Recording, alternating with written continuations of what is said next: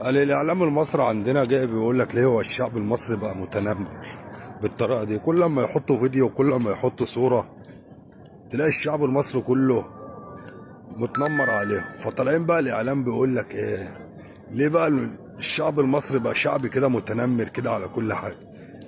احب اقول لكم ان الشعب المصري بقى متنمر من افعالكم السوداء اللي ربنا ما يعودها علينا. يعني انتوا اكتر ناس منافقين في الدنيا الاعلام دول. تعملوا الحاجه وتعملوا عكسها، تقولوا الحاجه وتقولوا ضدها، ومش عاوزين كمان الناس تبقى متنمره. ده انتوا اكتر ناس متنمرين في الدنيا، ما وراكوش حاجه غير انكم تخبطوا في بعضكم وتيجي تمجدوا شخص دلوقتي وتطلعوه السما، وبعد 3 4 ايام تقعدوا تسبوا فيه وتقعدوا تقولوا فيه ده فيه وحكايه